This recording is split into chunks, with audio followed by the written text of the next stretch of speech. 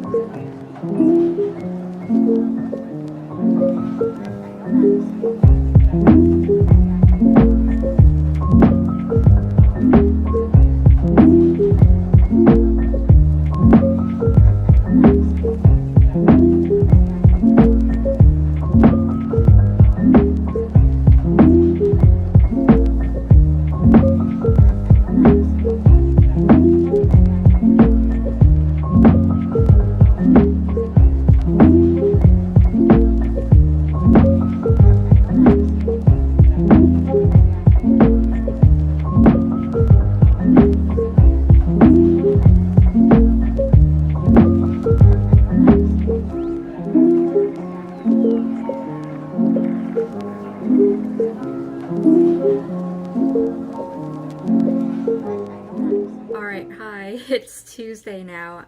I did not film anything yesterday. As soon as I got back to my place on Sunday evening, I just crashed. And I've remained crashed ever since. But I wanted to show you some things I got.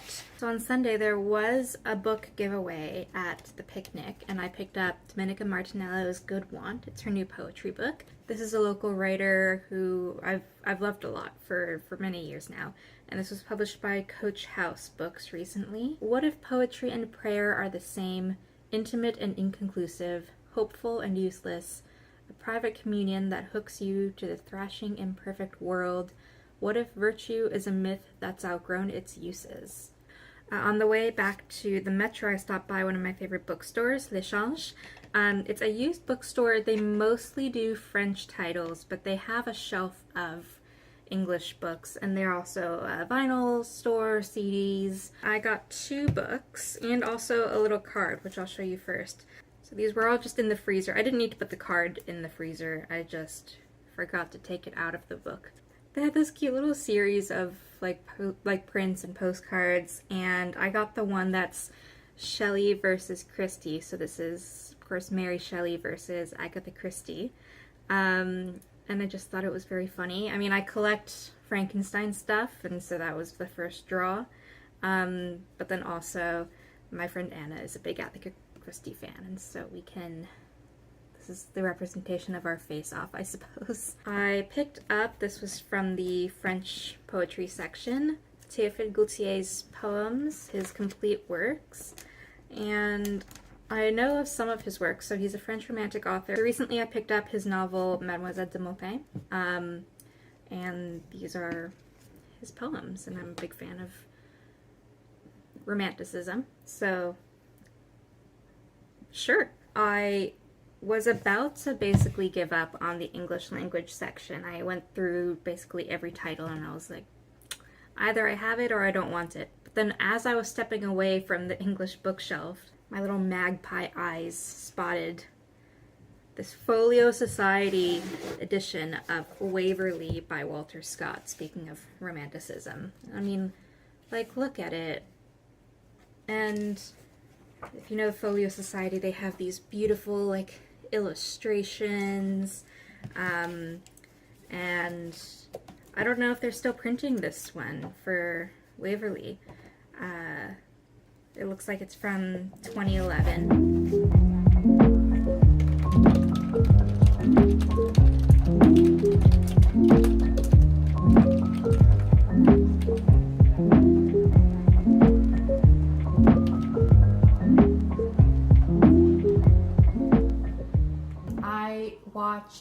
of My Lady Jane, which was so fun.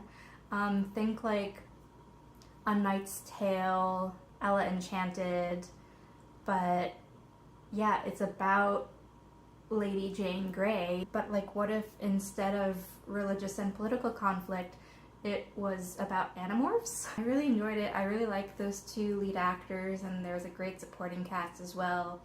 It was very cute, very funny.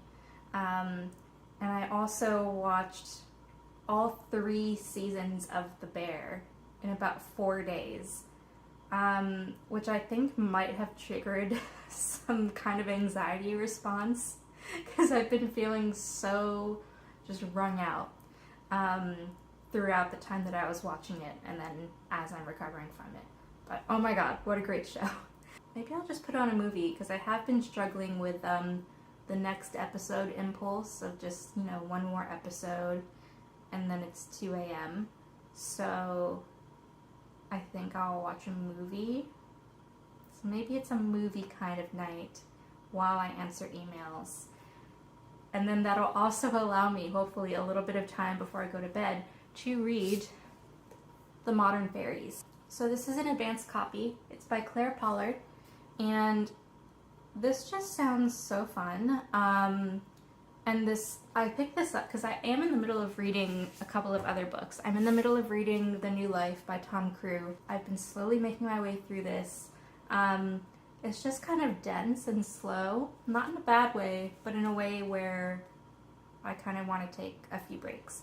This is about 2 men in the summer of 1894 writing a book in defense of homosexuality, and yeah, a powerful, visceral novel about love, sex, and social progress. The New Life asks what each of us must sacrifice to make a better world. I finished part 1 and then put it down for a bit.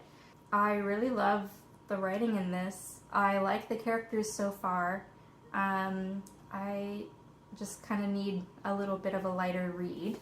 And so, taking inspiration from My Lady Jane, I saw this kind of in my queue and thought, well, actually, this kind of sounds like maybe a similar vibe, that sort of light-hearted fantasy take on history. Versailles, 1682, a city of the rich, a living fairy tale, Louis XIV's fever dream. It is a place of opulence, beauty, and power, but strip back the lavish exterior of polite society, and you'll find a dark undercurrent of sexual intrigue and vicious gossip.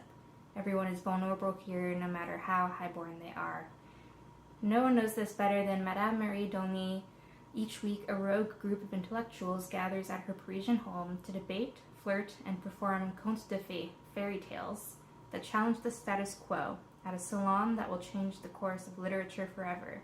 But while they weave tales of glass slippers, enchanted beasts, and long-haired princesses, a wolf is lurking, threatening to destroy the members of the salon one by one.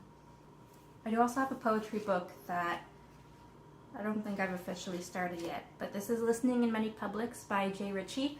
I went to the launch for this a couple of weeks ago because I know Jay, and he had a few other readers at the launch who I also know, and so the audience was just full of people that I know, and it was really lovely. Using a circular structure that resists linear capitalist logics, fragmentation that attunes us to sound over sense, and a hybrid form that traverses both poetics and narrative, the poems interrogate that which brings the subject into existence, rehearse different ways of being, and ultimately convey an open, hopeful sensibility in the face of the structures and systems they critique.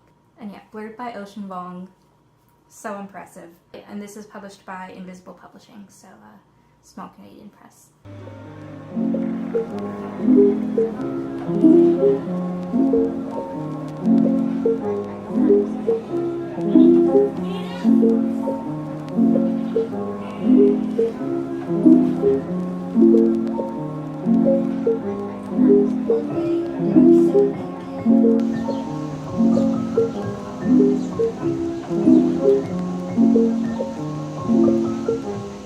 I am just throwing together chocolate chip cookies.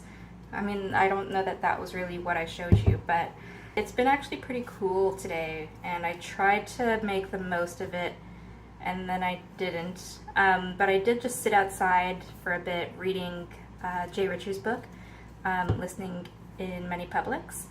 and I really like it. So I think I mentioned this the other day, but it's 3 long poems, and at the launch Jay read The Crown of Sonnets, which is the first section, and so just rereading it, I was like, oh yeah, I've seen this performed, and so it's just nice to see it on paper, but it wasn't new material to me. I really love Jay's use of language and references.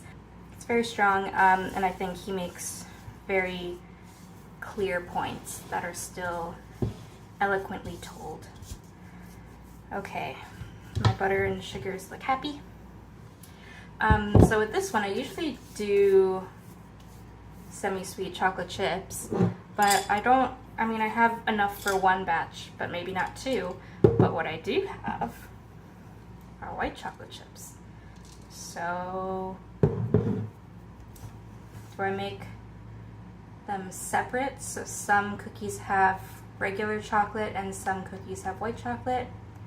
Or do I put them all together? They're also different sizes of chips, so I'm not trying to win any baking competitions here. They're just for happiness. So measure with your heart. Measure with your heart again. Oh. Okay, I actually didn't intend to pour out that much. Please believe me. I think part of it got melted together and then it all came out in one go. I swear. So I'm not going to finish making these today. They need to chill, as do I. She's a beauty.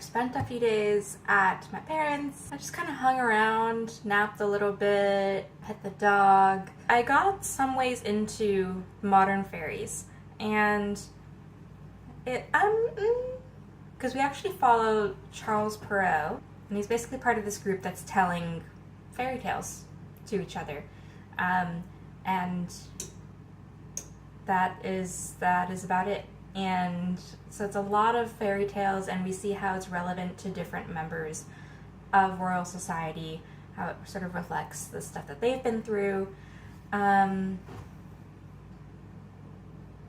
Yeah, I'm not really getting a sense of the characters yet or why we're doing this.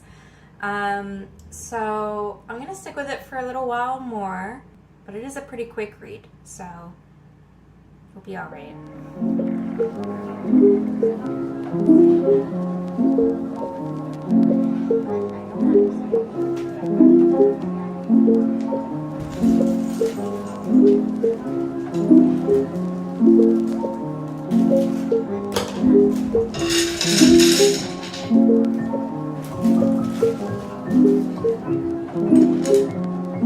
For such a small piece of furniture, I feel like this is one of the more elaborate IKEA things I've assembled.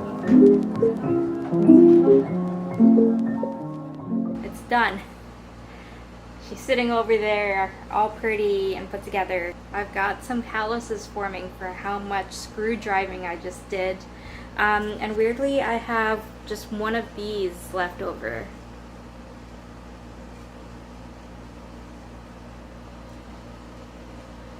So I don't know if I missed something or if they included an extra, but I'm gonna shove that in a corner, put all of the recycling together, and just sit for a bit.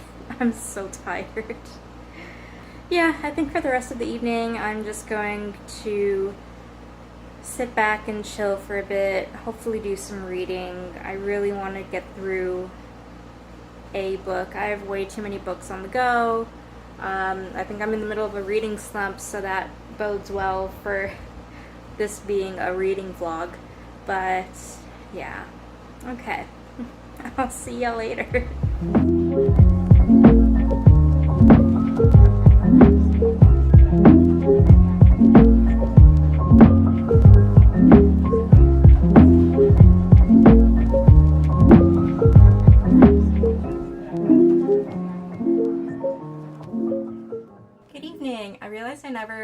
actually close out this vlog. So here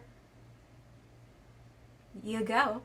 I finished reading Listening in Many Publics by Jay Ritchie. I really liked the last poem, the last long poem called The Image World. We are now in a place that is unlike you. The wide urgency beside an open August window, where outside the leaves are blue, just after the sun's eye has shut, heat pulsing up from your street, and you will be uncomplicated from this moment forward. Yeah, just some wonderful, wonderful lines. Really glad to have read this. I did not finish reading The Modern Fairies yet, or The New Life. I am still in a bit of a reading slump. I do really want to finish those this week, hopefully, and I have some reviews to write of other books, and so I do need to do a little bit of catching up before the end of the month. Sometime I would like to say that my life is not always this boring. Sometimes it is. Sometimes it isn't, but in those times I often get really preoccupied and forget to record anything. So I guess that's a good thing, but sometimes I would like to be able to look back on events, and I just sort of realize after the fact that I took no pictures or video. For now, I'm just going to go to my friend's place for dinner. It's thunderstorming. Every time I go there for dinner, there's just a massive thunderstorm. So I'm kind of taking that as an omen. I will see you next time. Bye.